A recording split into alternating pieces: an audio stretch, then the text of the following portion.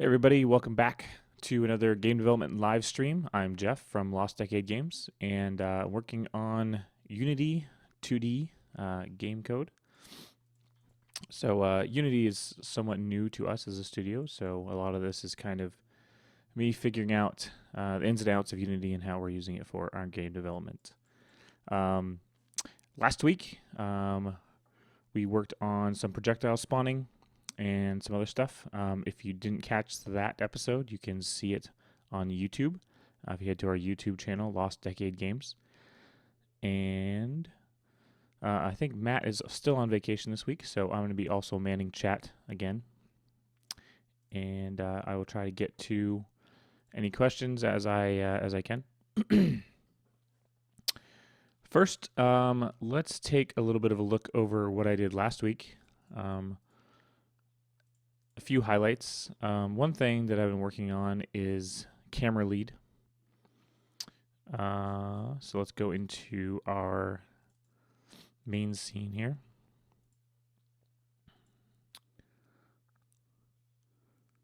This is actually a little broken at the moment because I screwed up some code earlier when I was making some other changes. But you can kind of see the basic idea. When your character faces a certain direction, the camera will kind of lead his position a little bit. It also has like a lerping effect where the camera takes a second to catch up to the character. And it looks a little jerky right now because I was making some changes to the way that the facing code works for these guys. Oh no, look at all those projectiles. Which I'll talk about in just a second.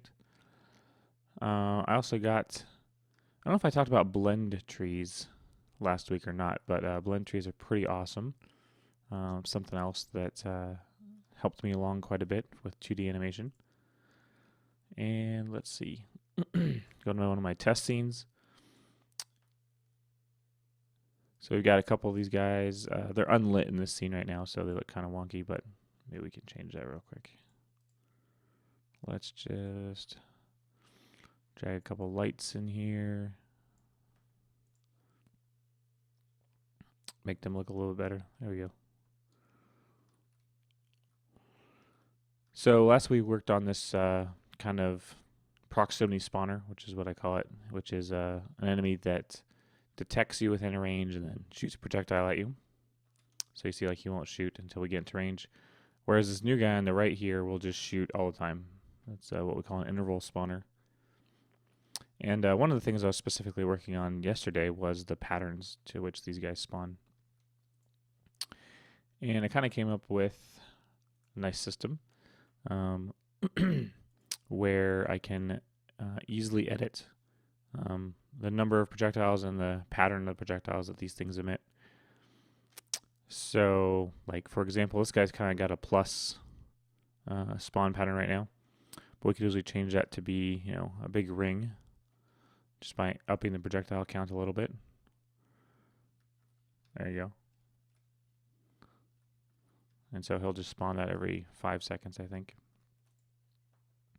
The other thing we can do, though, is we can change the arc. And so that's actually really useful for the plant, actually, because the plant has one behavior that the mushroom doesn't. The mushroom doesn't really do anything with its facing. So when it spawns stuff, it just spawns stuff, out with no regard to where the player is, which is, good for dumb enemies. The plant is a little smarter, I guess, and so it tries to aim its projectile at the player. What we can do with the plant is we can give him a couple more projectiles and also change his projectile arc. So right now 1 is a full circle. So if we wanted to have it just be like a cone in front, we could change it to a quarter of a circle and then give him, like, let's say 3 projectiles. Now, there we go, he'll shoot a nice trio of projectiles right at the player. So wherever I am relative to him, he'll just shoot those at me. We can actually, Unity's great about this, you can change that stuff up in real time. So I can just up those number of projectiles, and now it'll shoot like a whole bunch, 12 Whoa! And I died, as we expected to happen. Just checking out chat.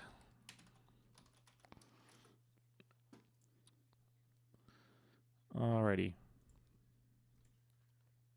So that's that. And the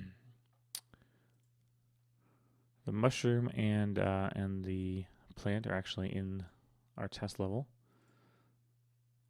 So let's get rid of some of these guys. Save that up, and then we'll go back to our main scene. This stuff has seen quite a lot of code thrashing around as well. One thing I did though is I kind of changed up the generation a little bit so that each of these rooms has like a specific enemy in it. So you can see like this room has the plants in it, and the room before it had the slimes. I think the first order of business here. Oh, and this one has the mushrooms in it. Whoa.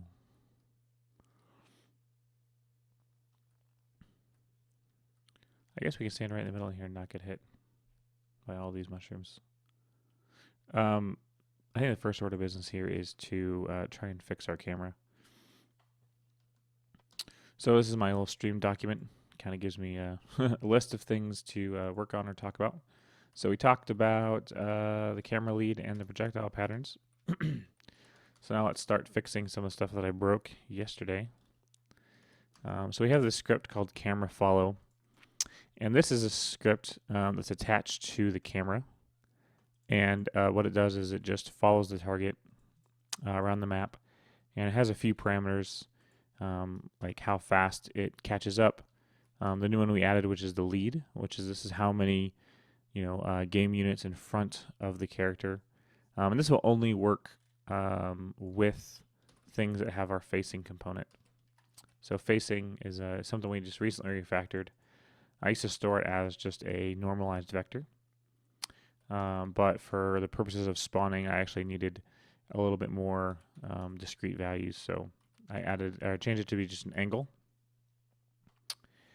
And that kind of broke a few things, so we have to go back and fix that. So one of the things that broke was the the leading of the camera. So right here, it looks like it tries to take the facing of the character and turn it into a direction. Now, I wonder what's going on with the character. I don't know exactly why this is broken, so let's take a look. Looks like the character has this mobile component. Whenever they move, it changes their facing to match their movement, which sounds about right. Let's see. We'll just debug log this direction.x and direction.y and see what kind of values we're dealing with here. Or we won't. Or we'll write some errors. All right. That's my JavaScript showing through. I'm used to being able to write console.log and then pass in a bunch of parameters, but I don't think Unity debug log works that way.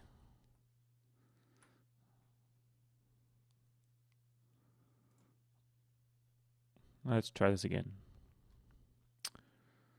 Okay, 1, 0. So that would be to the right. Let's see. 1, -1, -1, 1, -1. Okay. Looks about right, but the resting state, for some reason, is not what we want.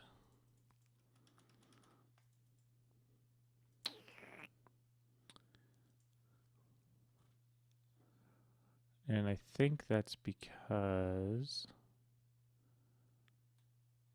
the facing gets updated even though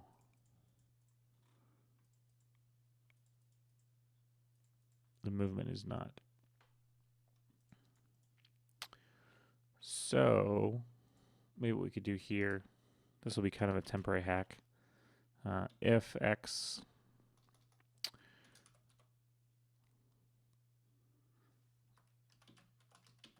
is equal to 0, and y is equal to 0, then return. I think Unity actually has some functions for close to 0, which is actually really handy. No. Oh yeah, never mind, that worked. Great. So you can see that like when I turn to the left, the camera will lead. When I turn to the right, it'll lead to the right, down and up. And it kind of has this smooth lerping effect in each direction. And this is primarily to kind of give you a better focus on where the action is in the game. So that works pretty well. I think that in the future, though, we'll probably need to make this line a little bit more robust here because, there's an opportunity for those numbers, those vector components to be really close to 0, but not exactly 0. And so if that's the case, we don't want those to get all weird on us. This is old code. We're going to delete that and this. Sometimes I keep stuff like that around when I've refactored just in case something goes horribly wrong. But that makes the game a little bit more tolerable to look at the moment without that weird camera jitter. So we can cross that off of our list. One other thing, let's check this in first.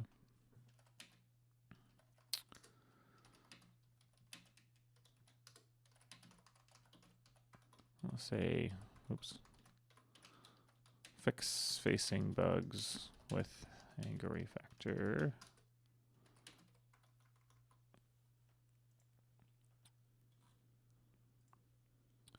Clear that out. Okay.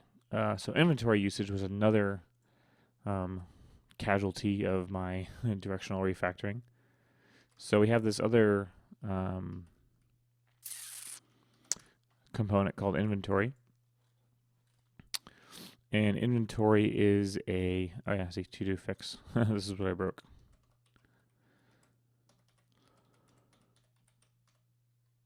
I think actually this shouldn't be too bad. If we say spawner dot spawn projectile, actually, we can just uncomment this. And instead of facing dot direction, we could just say facing dot to vector. Maybe that'll just work. Although we do have to also add pickups back into our world, which is another thing we have to do, because before we can shoot, we need to grab the wand that we made earlier. So what we're going to do here is I've been kind of slowly changing this XML format up a little bit, making it a little bit more explicit. So I'm going to make another group here called power-ups, and then we'll put the fire wand in there. And then we'll go to our level config file, and we'll just add this in. So really we can just take that. These are really just arrays of strings. Power-ups. Power-ups.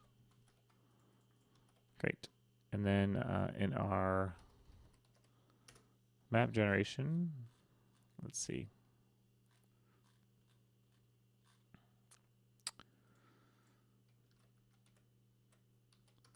Basically, we can just copy this line right here,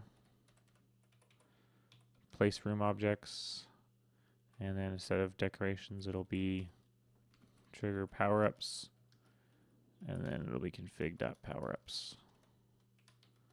Oops, not a capital P. Autocomplete not so smart sometimes. Maybe it would be if it was Visual Studio or something.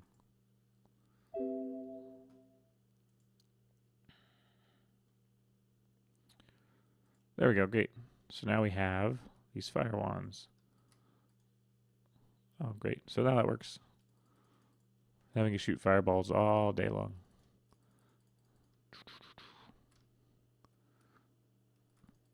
Oh, we're still getting some tween errors there.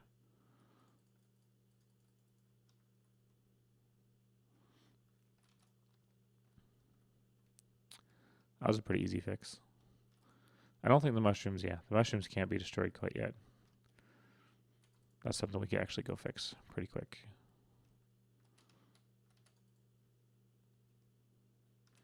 So let's do that.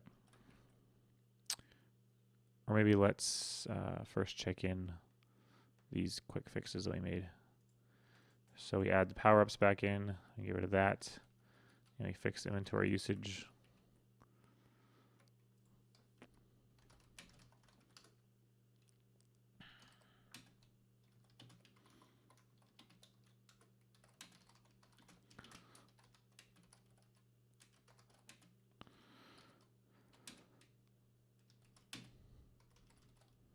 Oops, to map gen.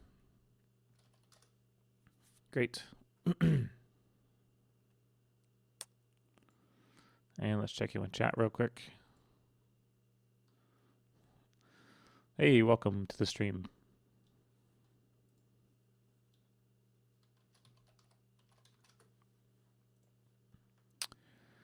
Okay, so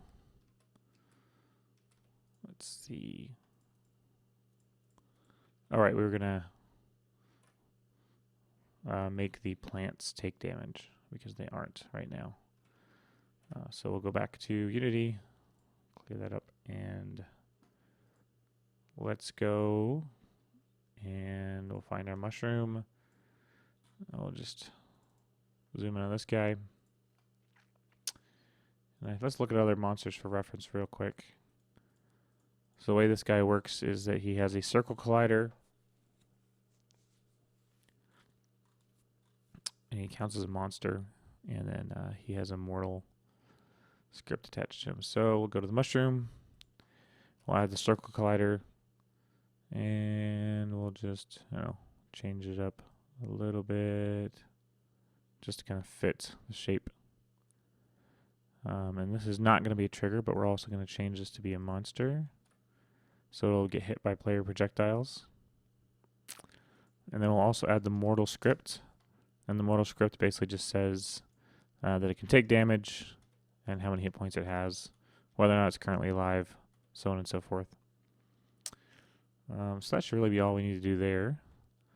Apply that to the prefab, delete that, and then we'll go back here and zero out these initial values. And we'll start it up.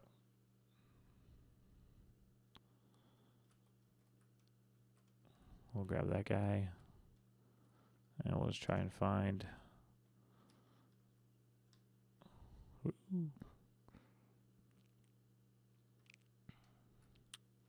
Wow, they're all plants. No. It's the dangers of procedural generation. Sometimes things are just streaky.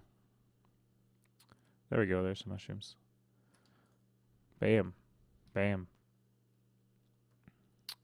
And they can be destroyed. Nice. Oops. Still some collision issues to work out. The other thing is that the mushroom projectiles don't actually hurt the player right now. So that's something we should fix as well. So we'll go into the projectiles and we'll look at these guys. So these guys have hazards that exist as sub-objects, so we'll need to do that as well. So we'll add a empty game object underneath the spore, which is the projectile that the plant sees, or the mushrooms rather. And then we'll add the hazards component to it, and we'll change this to be monster hazards, which affect the player. It does 1 damage. We'll say destroy on collision. And then we'll also drag this guy into the parent so that it knows which game object to destroy. And I think that might be it. Might be the only thing we need to do. Just like that.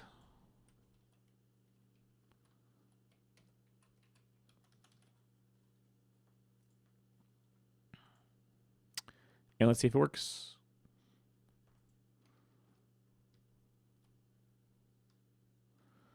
Whee. All right. If this random generator is not going to be that nice to me, we might have to force it into submission. There we go. No. No? Interesting. I think we actually forgot to, let's see, spore monster hazards. Oh, I think I forgot a critical component here. This needs to have a circle collider as well. So we'll drag that guy back out there, and we'll open up the hazard, and then we'll add the circle collider. Oh, this is going to be a trigger. That's way too big.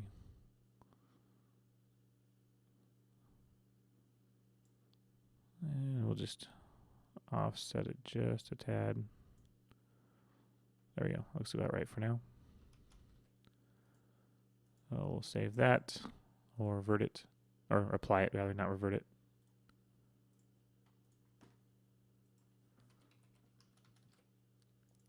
Now it should work. I think, hopefully.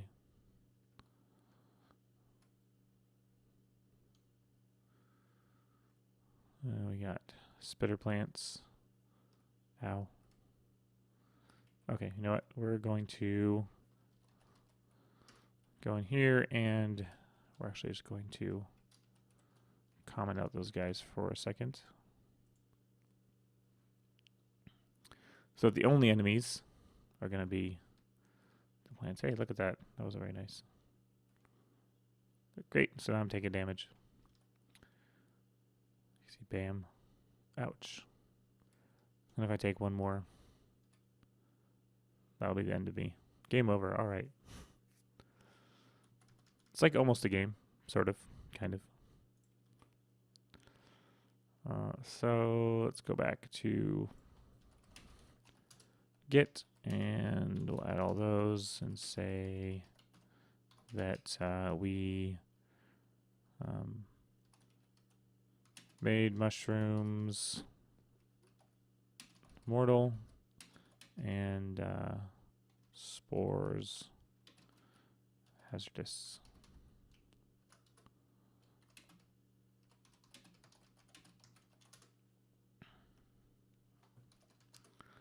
Excellent.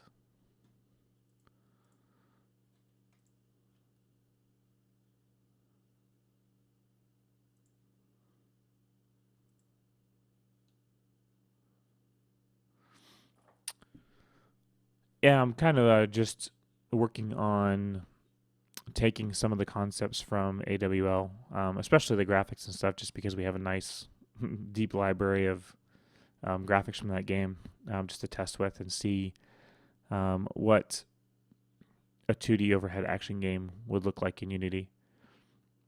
Yeah, Unity is actually really great for streaming just because of the visual aspect. You can kind of see tweaking of values and stuff and see stuff in real time.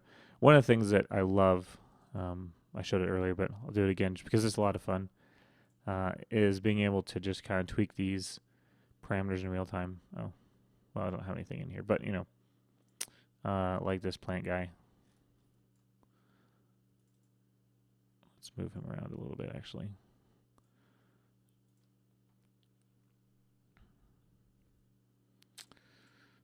Being able to, you know, change up his spawning arc and stuff like we did. Except for when I die. Kind of doesn't make things that great. Kind of kills the effect. And we'll change the projectile count to like, let's do it to like 100. That's always fun. Whoa, holy crap. That's too many. Too many projectiles. 50 is probably way too many too. At least I can maybe dodge that. Oh, no, I can't. Unity has this really cool trick too where you can hold down the label and you can just kind of adjust it back and forth. Not obviously that precise, but it works. So I don't know what projectile arcs over That's kind of weird. Over 1 would do.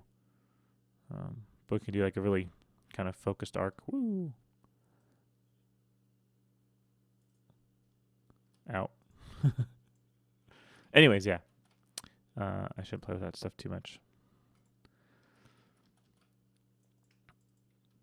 But that is kind of the basic idea. One of the reasons why it's fun to stream and work on. So.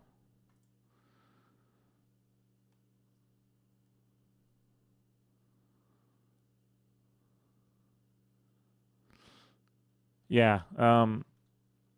Game Maker is certainly 2D games, and probably, maybe a little bit quicker.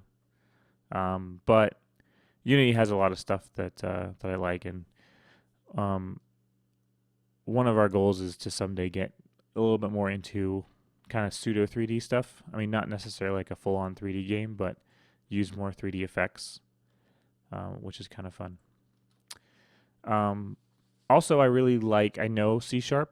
I've used C# in the past quite a bit, and so I'm really, really comfortable with C#, and that was kind of a big factor with choosing Unity as well. So, there you go. One of the reasons for that choice. I think that Game Maker at this point has a lot of different exports as well, so I don't know that there's any difference there between Unity and Game Maker, but yeah.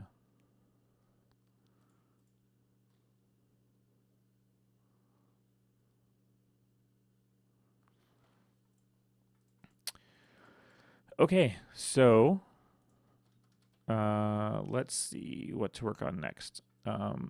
Map generation was something I was going to work on. That's not super visual with regards to the code, though, but hopefully we can make a little bit of progress there. So we'll go back to our main scene. This is the one that has all of the map stuff. And again, this is all using a library called projectile, which is a 2D tiling library. So we use for all of like the scrolling tile map stuff. And then everything else is just Unity prefabs.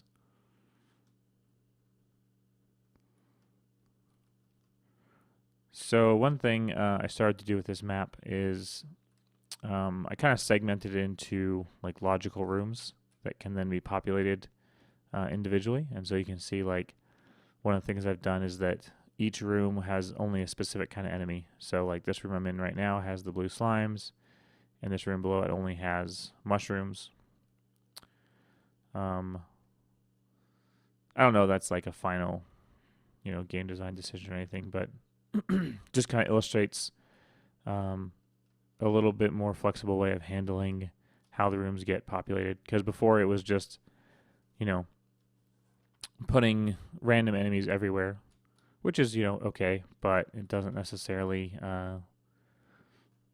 give you the flexibility to create, rooms that just have, necessarily like one particular enemy or two particular combos of enemies and stuff like that. So let's see. One thing we wanted to do was add back in our warps. So this is a lot of this stuff right here. I've kind of deprecated just because I was, man, that block commenting in XML is not my friend, I guess. Nope. Wow, it really doesn't like that. We're gonna have to. Actually, I think we can just remove all this stuff. I haven't really been using that syntax right now, so.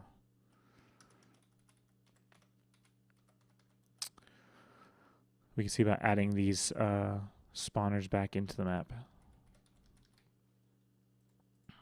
So one thing we need to do is we need to mark our map as such. So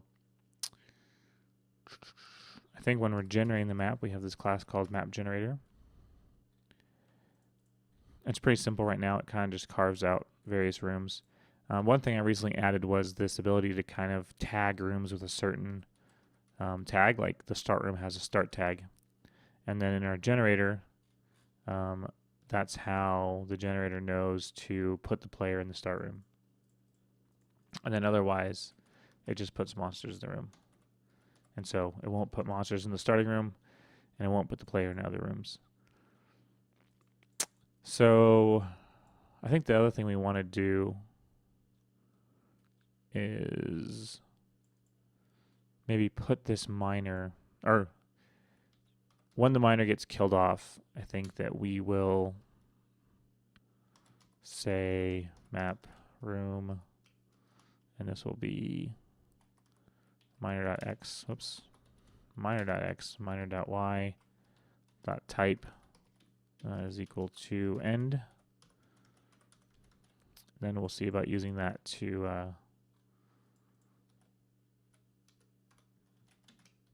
put in the warps again. So we'll give a switch statement for the end rooms. And I had some stuff before that worked in there.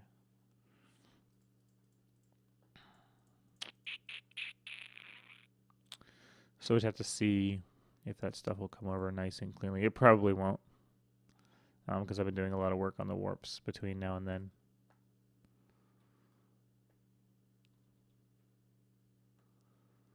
So let's just see what the data looks like.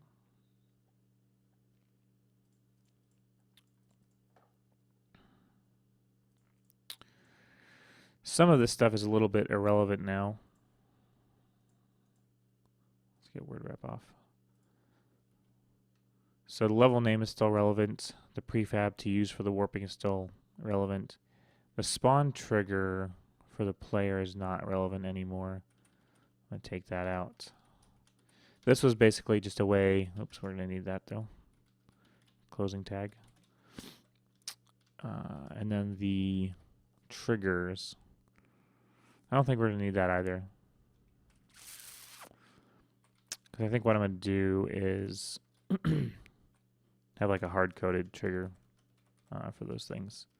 So let's just remove this for now. And we'll say we want it to go Guardian 2. And we want it to be a warp. And then, oops. Let's go into level config. And we have the level config warp. And we don't need the trigger value anymore. And we don't need the spawn player trigger. Really all we need is the level name and the prefab. And we got to go edit a few more things. The warps no longer need a player trigger either. But they do need a level name. And we can modify this event to not pass the player trigger. And then when we call the event, we won't do that either. That's good. And then, so here we'll just call place warps. And then we'll also maybe put some monsters in there too.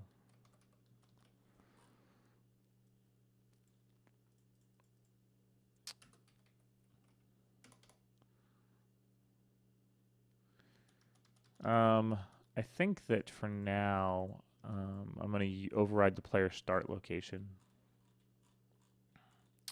as where we're going to put the warps. So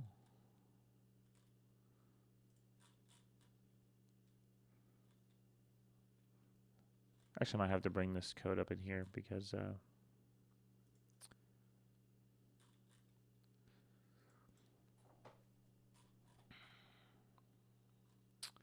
yeah,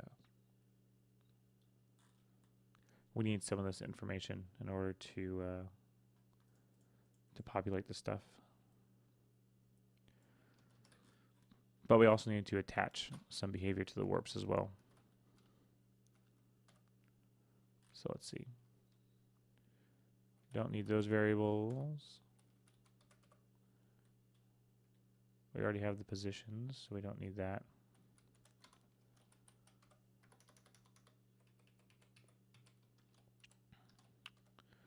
And we're actually going to reuse this triggers player start because the player start trigger is actually kind of in the middle of the room, and that's where we're going to want to put the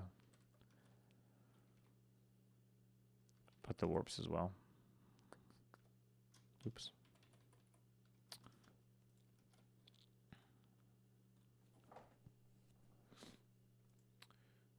But we will take this block, actually.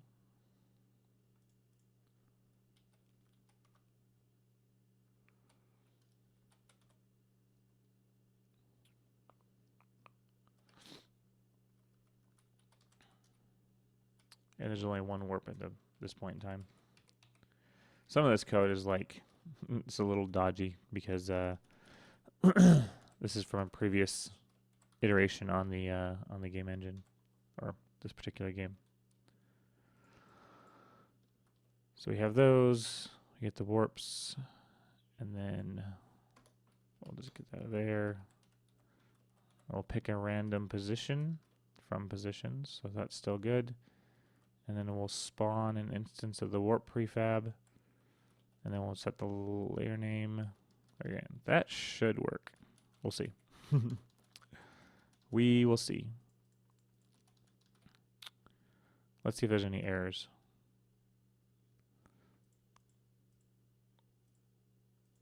Yep, there is.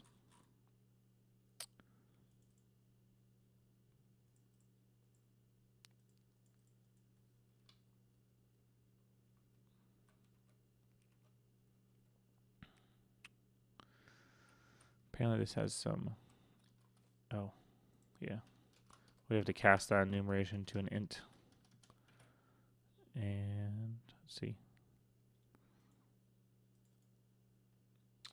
Right, and then the on warp handler needs to not take the spawn trigger anymore. And we'll just get rid of that. We can actually just find some of the spawn trigger stuff and then remove it.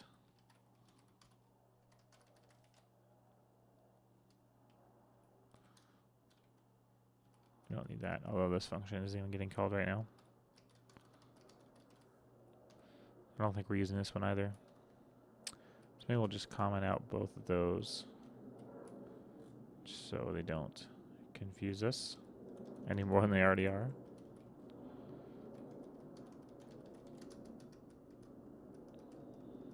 Okay, great.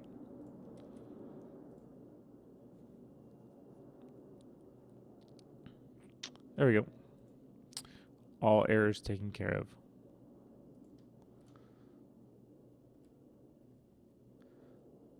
All right, so now we need to figure out where exactly the warp zone spawned. If it did, whoa, that's kind of a fun room. And it should always be accessible from the first room. There are a few bugs with the map generation, but I think it should work. Oh man, I can't die, that's for sure. That's not going to help anything. All we can do, we can go cheat real quick. We can go give me 100 hit points.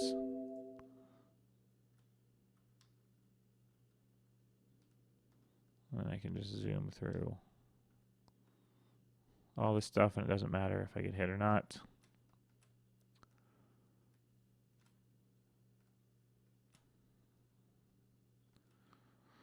And we'll see if we can't find the warp zone.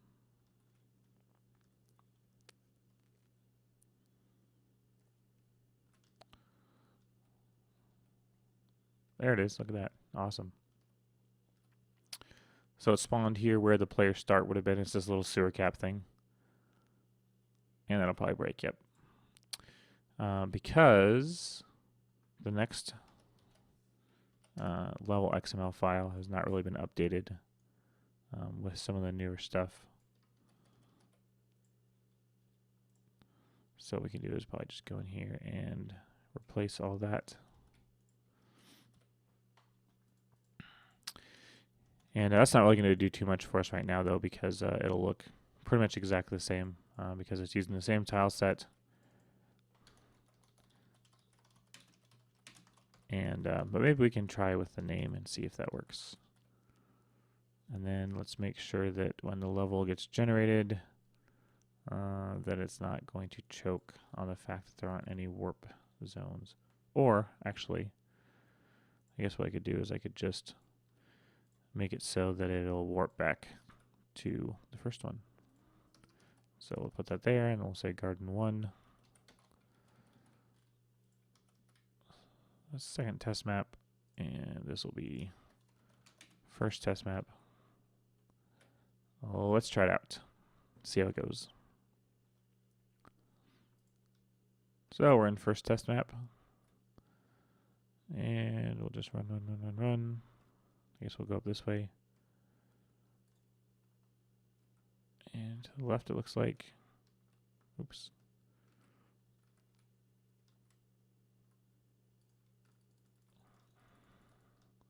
We'll shoot fireballs and stuff. Because it's fun.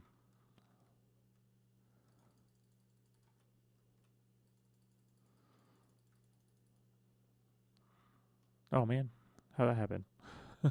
Oh, I didn't change my I didn't change my health back. Oops. Or more specifically, when you make changes at runtime in Unity, the changes don't persist. So like when I went and I changed Raga's health to be 100, after I exited that play session, then his health was back to 3. And so I died very quickly.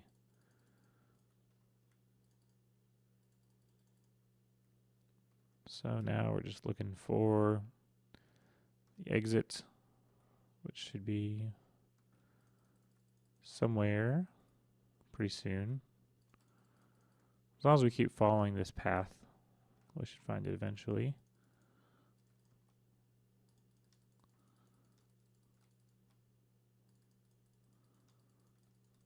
Kind of just depends on the map generation.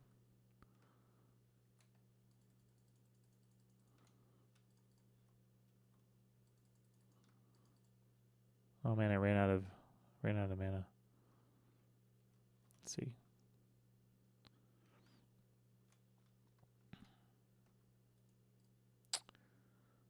Where is it? Is it here?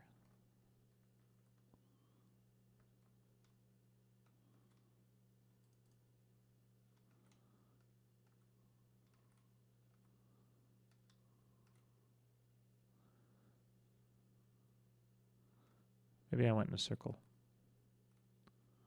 That'll be kind of unfortunate. Oh, no, there it is. Great. So here's the end of our map, and we'll just hit that warp zone.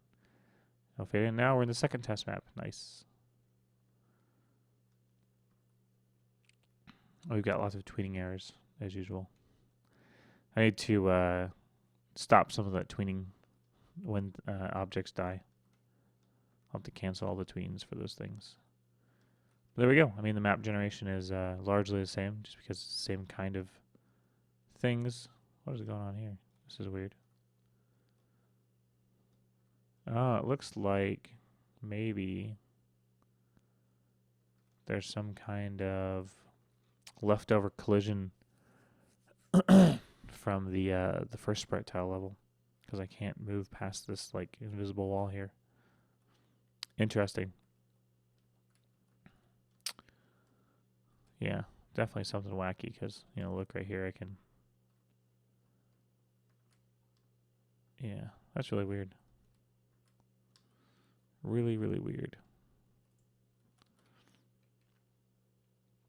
But we added our exits back in, so we can check that off.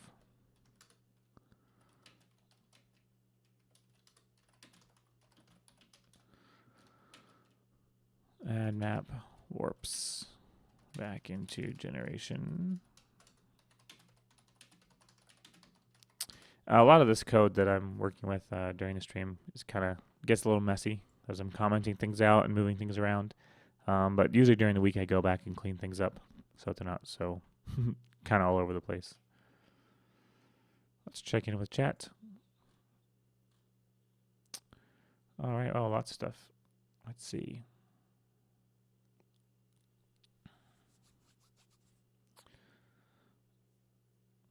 Yeah, learning new things is it's kind of a pain sometimes, but it's also fun.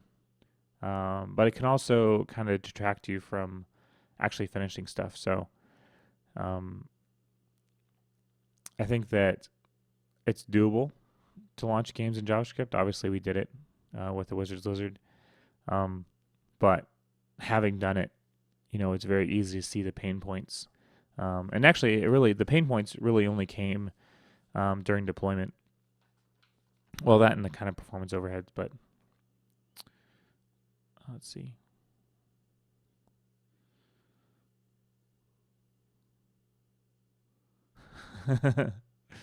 Can't take me seriously with the tiger hat. Yeah, I can't take myself seriously either. Um, Matt does actually join the chat quite often. He's been in vacation on Illinois or in on vacation in Illinois for the last week. Though I think he comes back today. So, but I don't think he'll be back in time for the chat. So, but he usually does drop by and say hi and man the chat and stuff like that. So, and hopefully we'll get him to stream some artwork or something at some point soon because that's always fun as well.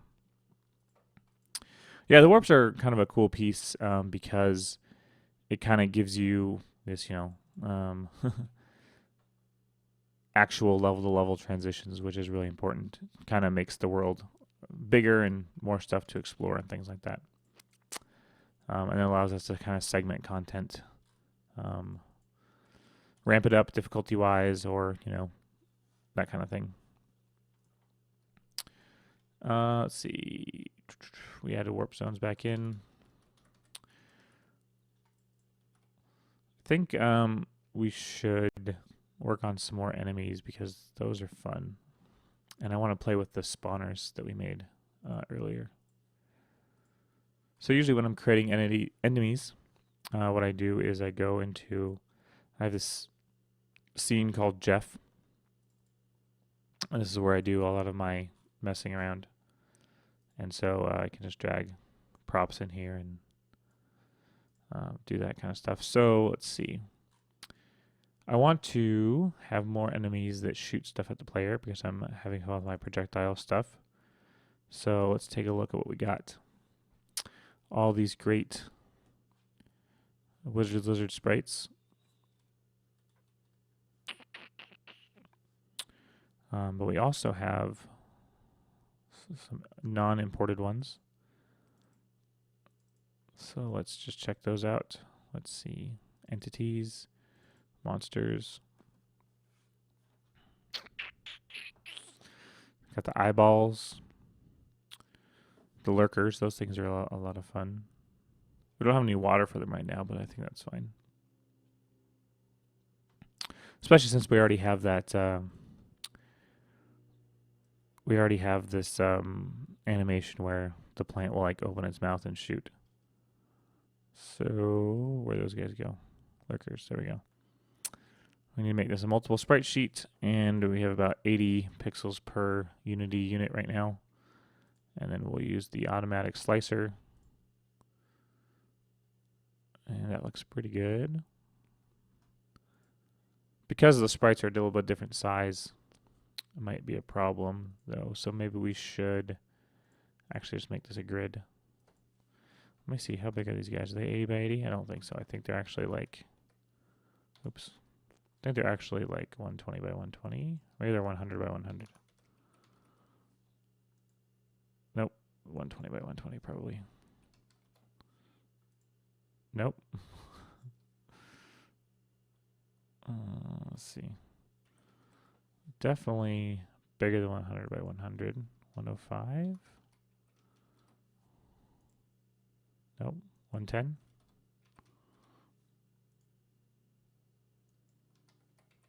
$115. Nope. 114. It's a really weird size. I'm gonna blame Matt for this.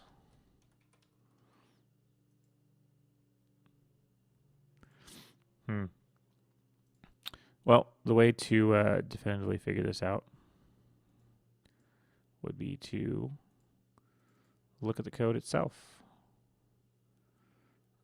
So Actually, let's just open the whole. Can we? No. Open folder. Let's just open that. Let's see. Lurker avatars. 112 by 88. Okay, that was close. Should have done it in the first place. 112 by 88.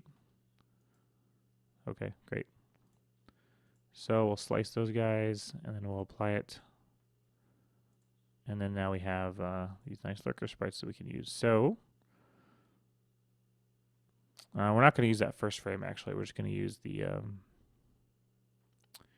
second two. So we'll grab that guy right there. And we'll call this lurker. And then let's look at the plant as a reference. Some things we know we'll need is the sprite depth component. The sprite depth component will just make it so that the sprite gets sorted with its Y value, which will kind of like keep things that are higher up on the Y-axis behind things that are lower on the Y-axis. And this one we'll want to fire the player too, so we'll give it the facing script. And let's not worry about mortal right now or anything else like that. We'll give it the proximity spawner. In fact, we could probably just copy that plant object and just replace the stuff. Let's actually try that instead. That might be easier. So we'll grab a plant right here, and then we'll duplicate it. And then we'll call this new one lurker. And we'll change the sprite renderer to be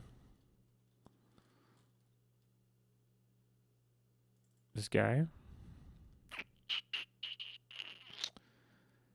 And what else?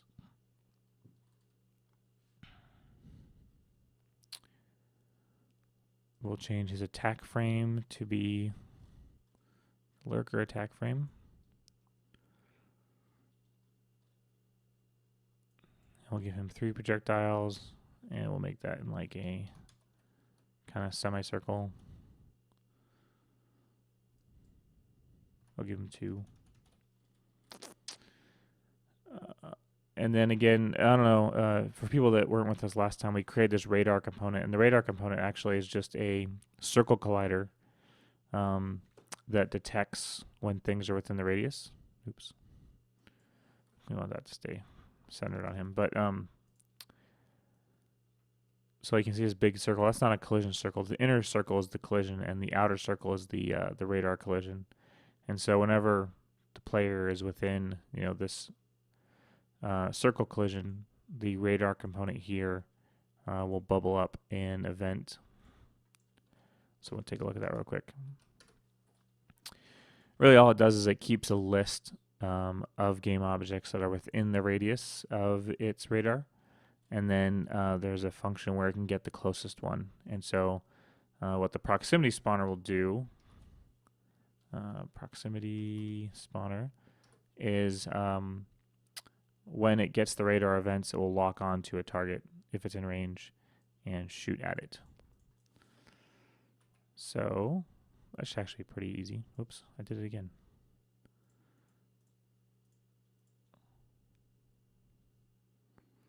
So let's make this guy its own prefab. So it's a lurker now. And great. Now he shoots kind of this like 2 spread of projectiles at us. And this guy we'd want in the water generally.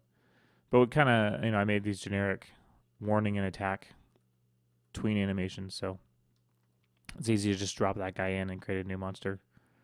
And then we can easily tweak the spawning properties to give him a little bit different behavior. And we can give him different projectiles too. So we could go in and we could create something that's, more like what they actually shoot. which I think is these purple balls. Or is it the green ones? I think it might be the green ones.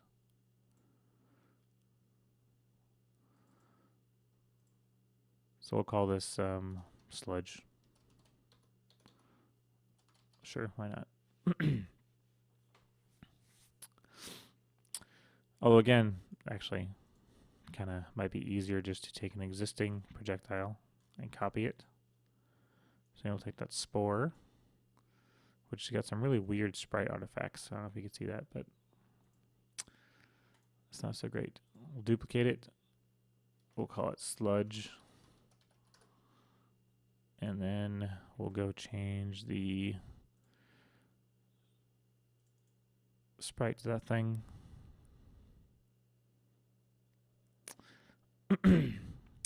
That's the circle collider, and then the hazard has its own circle collider, which will zero out a little bit. Make it right about there. And then we'll pull that guy down in here. So now we have a new sludge prefab. And then we can get rid of these guys, delete those. And then we'll go into this guy and we'll change his projectile to be sludge. And we can make the speed, so we can give that one really slow speed. Blah.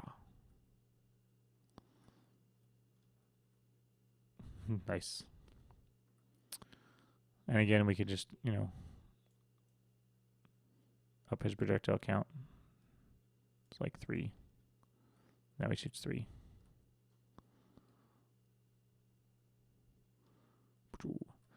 And the center one is always centered on the player. Basically, the arc is always centered on where the player is.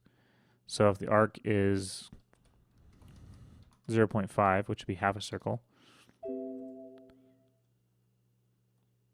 you can see that the spread is a little bit greater, but that center one is still centered on the player's, going right for the player. Unless you have an even number of projectiles, like let's say 4. In that case, directly on the player. And that's actually a really interesting pattern too, because, people will kind of be dodging to the left and the right. And so if you mix it up with projectiles that kind of go at an angle versus straight on, it kind of keeps people on their toes. So there's that guy. And I think we already made him a prefab in monsters. We did. So let's just make sure that we apply that. And we can actually put him in our level.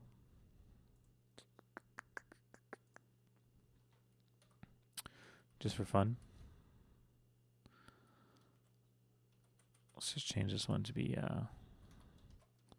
lurker.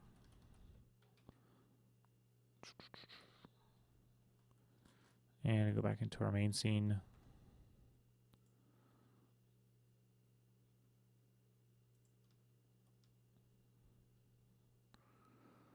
We got a room full of plants.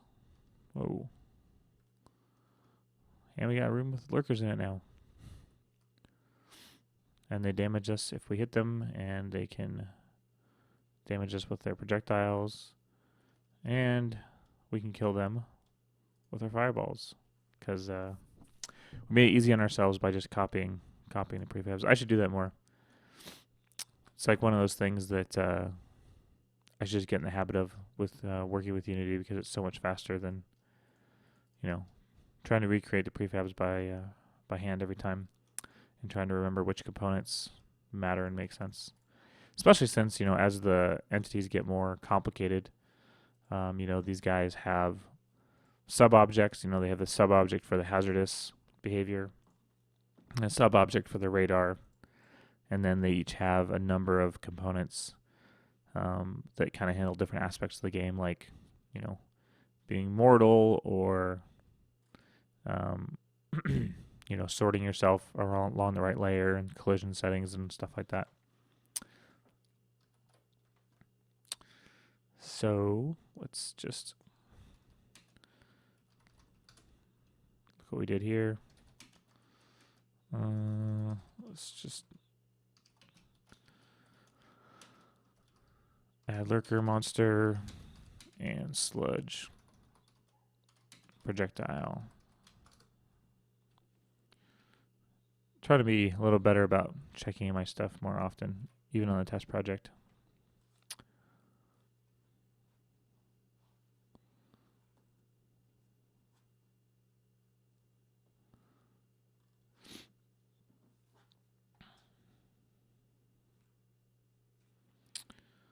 Yeah, I really want to see Matt working on some art too. That should be pretty fun. Maybe we can convince him to do a stream this week.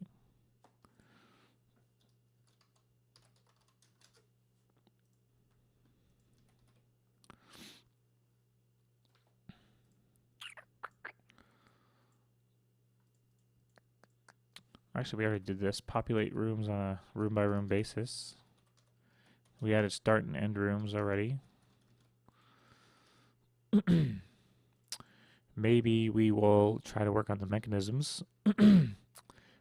First, though, let's just I can go over what the mechanisms are and how they work. So we can go back into the test scene, and we'll get rid of these guys for now. Delete them. So the mechanisms are like these buttons, these pressure plates. I just drag one right here. And I worked on these actually a while ago, but they're pretty fun. They're basically just little buttons that have an active or deactive state. And then there's different properties that I added to the buttons. So in this one, you can just push it and then it's pushed forever. But there's also settings for can deactivate. And so if can deactivate is checked, then you can toggle it and then you can toggle it back. Toggle it on, toggle it off, toggle it on, toggle it off. And then there's one more setting for toggle on exit. And what this does is it makes it so when you leave it, it will toggle immediately. So what that does is it makes it so it's only active when you're on top of it. So as soon as you leave it, it'll toggle off. So that's kind of fun for creating, like, you know, maybe a puzzle where you might have two buttons and you need to hit both of them at the same time in order to open a door. And so you might have to push a block. So like we could put a block right here and then another pressure plate right here and make sure that both these guys have can deactivate and toggle on exit. And then I'd put like that guy there, and then I could, you know, hit both at the same time. Whereas without that block, you know, there's no way that you can activate both buttons at the same time. And the other thing I created was this block toggle prefab. And what this guy does is it's basically just a wall. It's a wall that you can't walk through. And so, you know, obviously it doesn't really prevent you from going anywhere in this little demo scene, but if this was kind of wedged in between a hallway here, you know, it would block access. And it has some properties where it can be attached to a button. So it has this button wall script. Or is it on the pressure plates? No.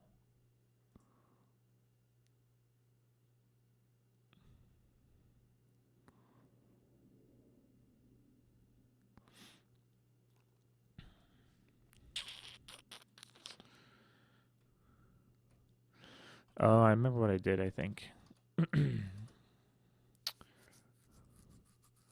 Yeah. Link button.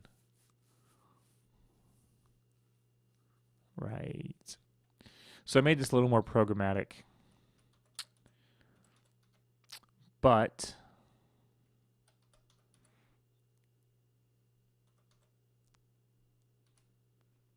what I think we can do is maybe give it a public array of buttons.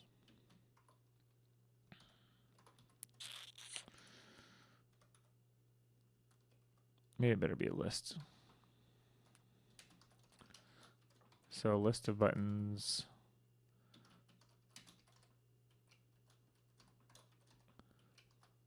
And that way, on start, we can just say, you know, for each button in buttons. Then we'll say link button, and then I'll have it listen to state change and all that good jazz. Let's just see if that works. It may not. So we got this block toggle, and it has a list of buttons. And so what we can do is we can drag this guy. Well, first let's there we go. We'll drag this guy over here to buttons. So there's a pressure plate button trigger, and let's just see if that works. Null reference. Awesome.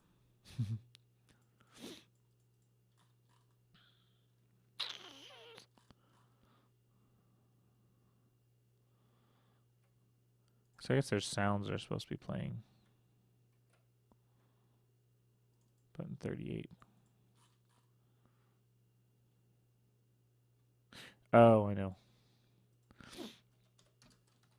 We need to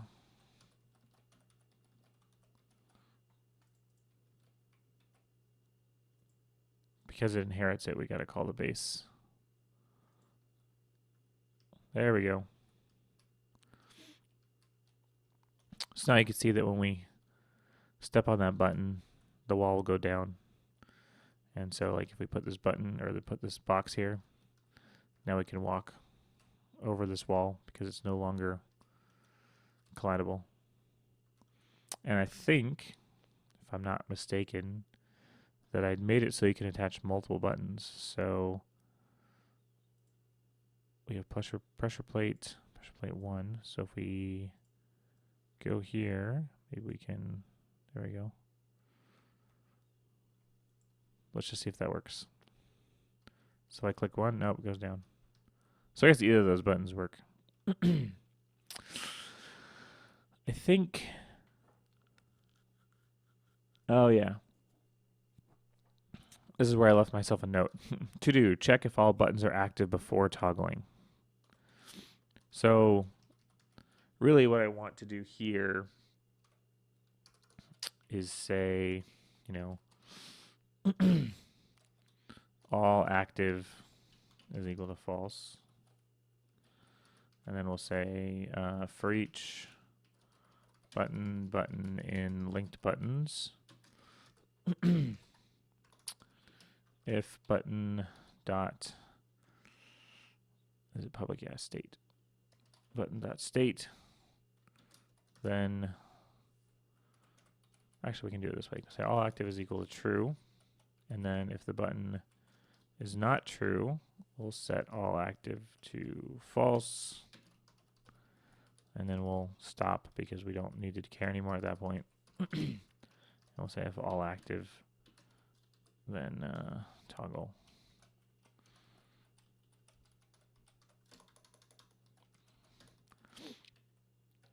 Let's see if that works. Maybe it will. Maybe it won't. We'll find out. So I click that, nothing happens. Click that, nothing happens. I move the block here. Step on it. There we go. Oh. Interesting.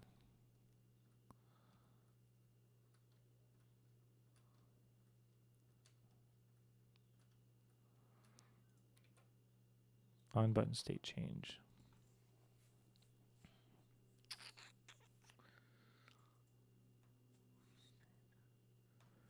So does button state change?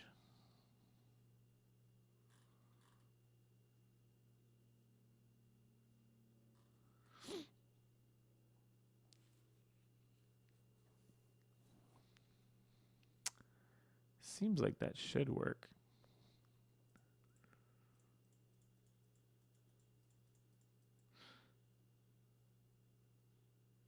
Oh, I see. So actually what we really need to do here is we need to say if all active, then activate, else deactivate. I think that activate, deactivate, yes. Okay, great. So now what should happen is that when we move off of a block, let's make sure. So it doesn't trigger. I move this block into place. Now it triggers. Now it untriggers because we're not standing on the block anymore. So what we can do is we can go back in here and we'll add another block.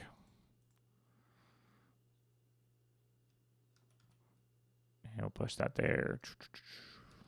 Push that there. Now it's passable.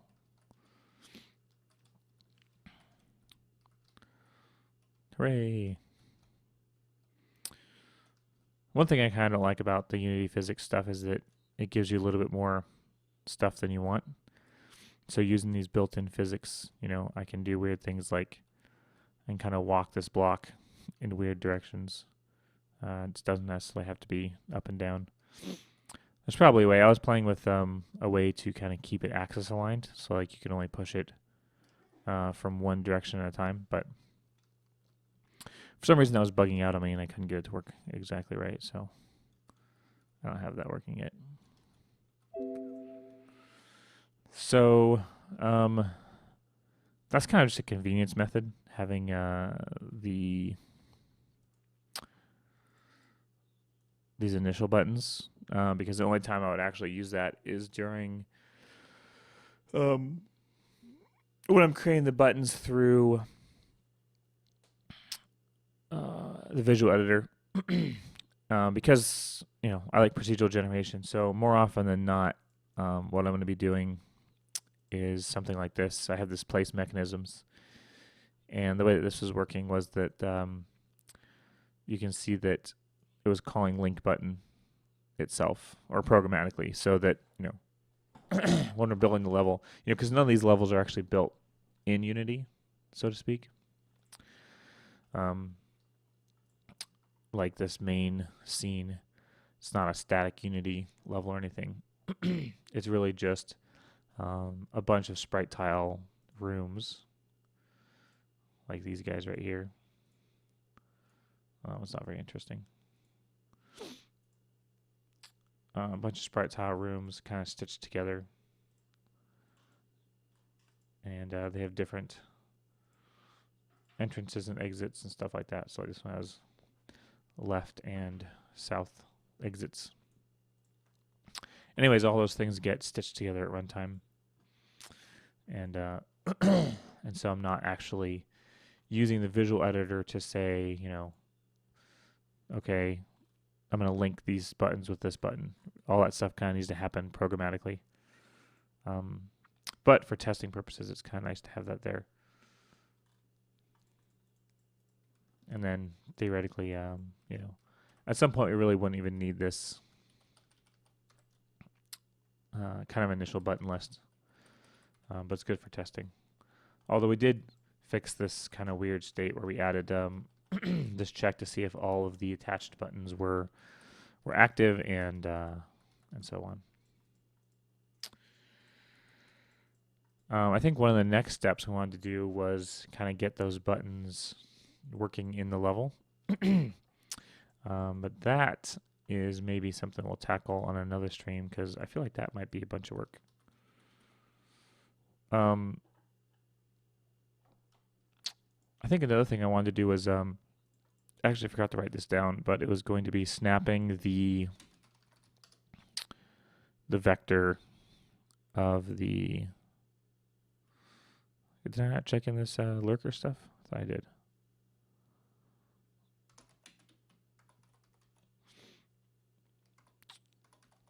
Give it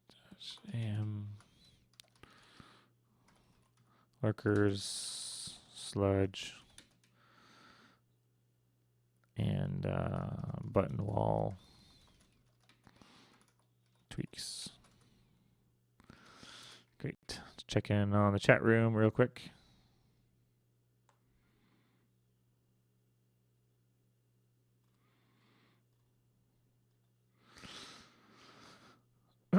All right, thanks for coming, Fisk.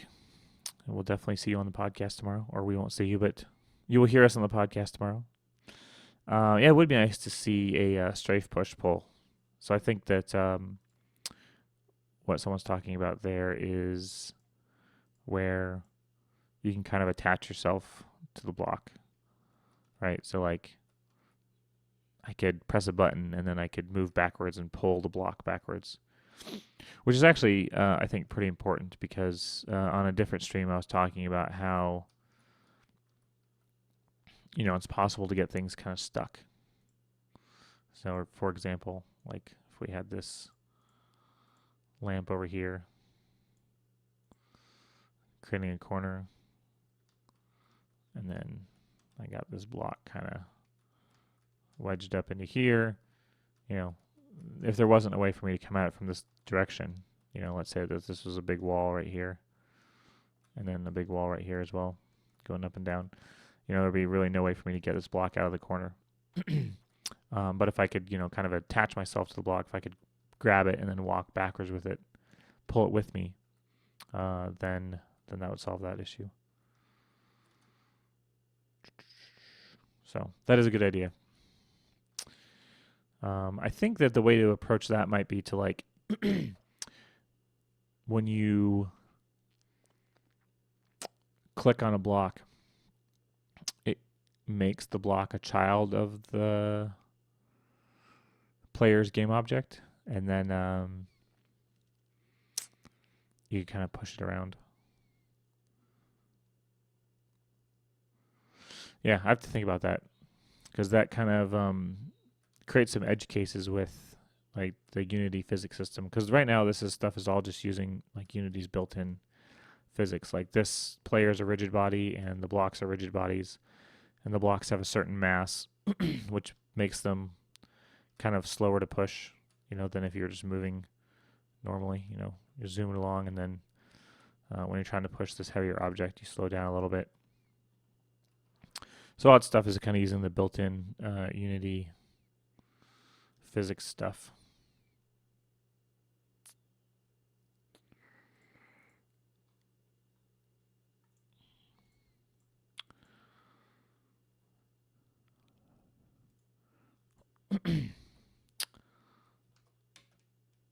Let's see, snap vectors to angle.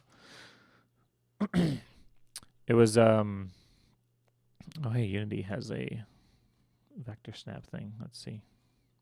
That's a really crazy diagram.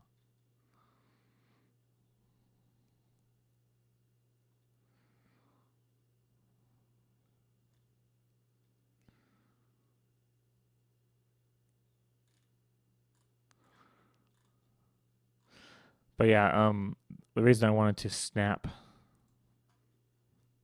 angles was so that like in this main part of the game,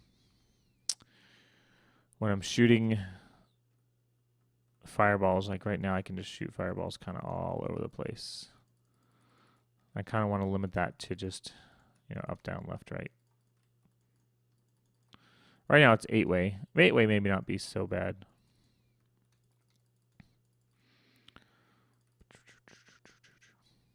I like the lighting on those things, though. The lighting effects in Unity are pretty fun.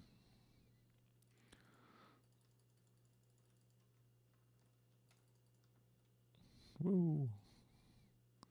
It's a good thing we have lots of hit points. For now. Oh, I ran out of mana. That was the other thing. One of the other things I implemented, maybe between last stream and this stream, was that you have these mana points up in the top left, and so I used to have it coded such that there were scrolls, and then every time you picked up a scroll, you would get a charge of fireball, and then that was how many you could, for however many scrolls you picked up, that was as many fireballs as you could shoot. But then I changed it to be the player having a mana pool, and then the mana pool, like you can pick up theoretically there could be other wands in the game that do different things, like shoot freezing ice balls or who knows. But the only one that exists right now is the fire wand. And then every time you use your wand, it does its effect, which in this case is the fireball, but then it uses up a charge of mana.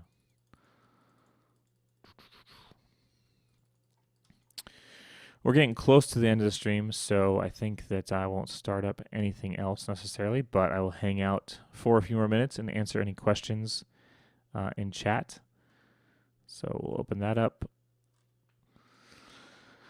And also take this opportunity to tell you about our social stuff. So if you're interested in the live stream, you can catch us Mondays at 11:30 a.m. Pacific time. I usually stream from about 11:30 to about 1 p.m. And you can catch that on our Twitch channel, which is twitch.tv/LostDecadeGames.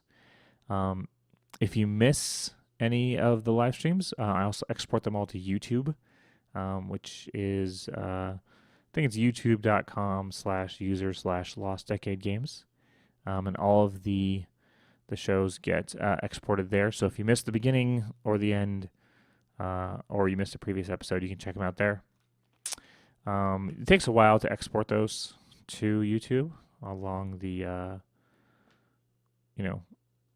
order of about an hour, several. So they're not up right away, but they're usually up by the end of the day. Someone chat's asking about my card game. It's very rudimentary at this point. It's kind of like a, it's in the same vein as like a game like Magic, I guess. But it's a little different. It kind of focuses on buildings. Actually, I talked quite a lot about it in the last podcast. I will actually, maybe I'll go get some of the cards real quick. So, one sec.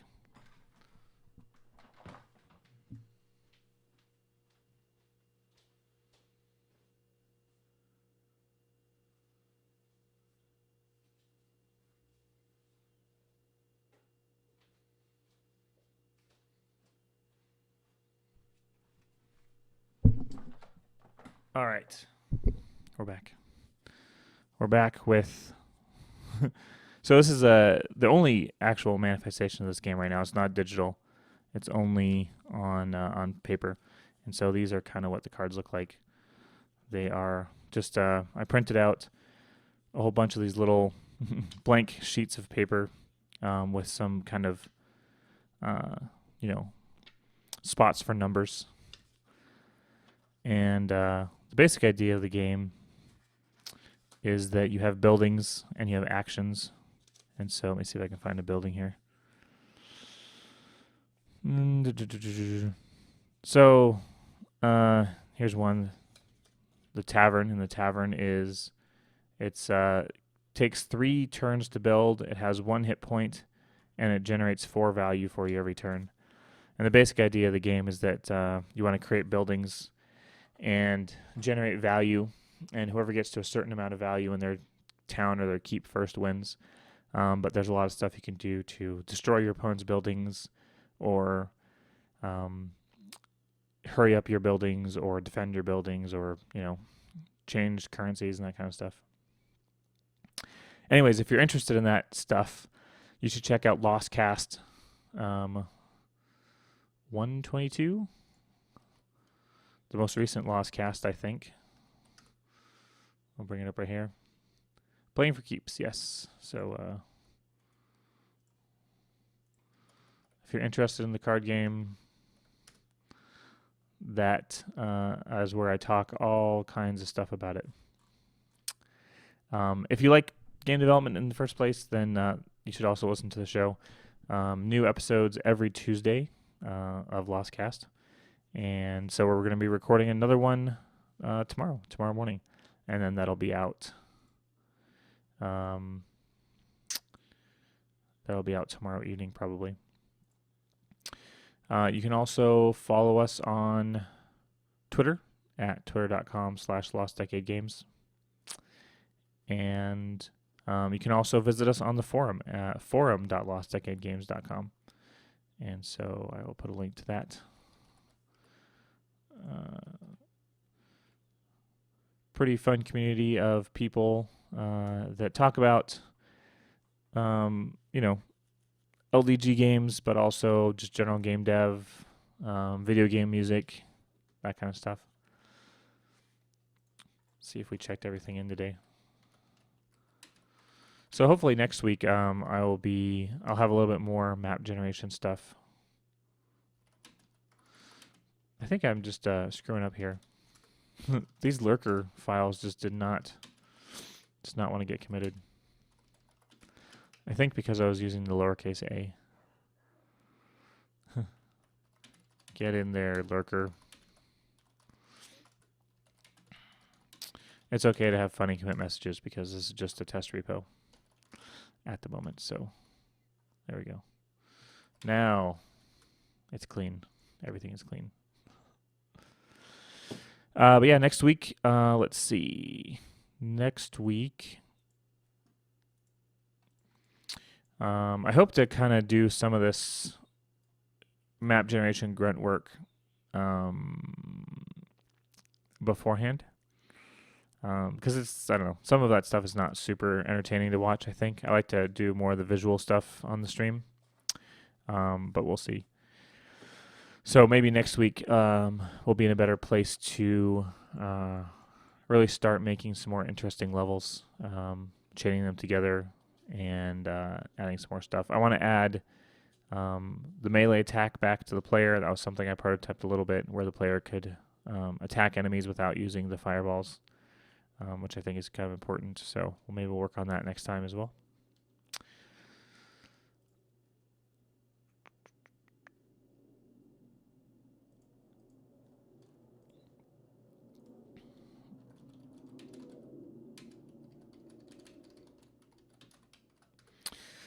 And as always, thank you for stopping by. I hope that you guys enjoy the stream. So I also appreciate any feedback. So if there's stuff that you guys like, you don't like, you'd like to see more of or less of, you can always let me know on the forum or on Twitter or stuff like that. Or you can just send me an email, hello@lostdecadegames.com. I'd like to get feedback in any form possible. So if you have stuff you'd like to say, just let me know. And I think that's about it for this week. So again, thanks everyone for coming. Make sure to visit us on the forum, check out the podcast, and hopefully we'll see you again next week, next Monday, 11:30 a.m. Pacific, for another Game Dev live stream. Thanks again. Take it easy.